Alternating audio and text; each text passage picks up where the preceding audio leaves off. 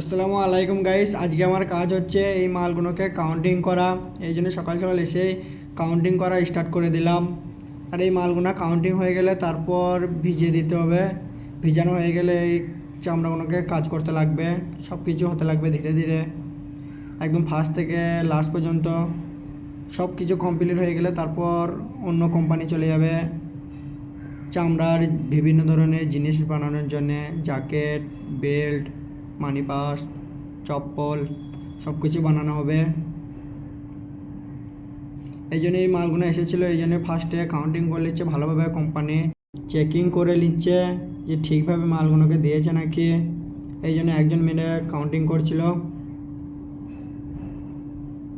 আর এই ছিল আজকের ভিডিওটা যদি ভালো লাগে থাকে তাহলে একটা লাইক করে এই ছোটো ভাইটার পাশে থাকবে। আর ভিডিওর মধ্যে যদি ভুল কিছু হয়ে থাকে ক্ষমা করে দেবে আমাকে। নতুন ভিডিও বানাচ্ছি। বাই। এই ছিল আজকের ভিডিও।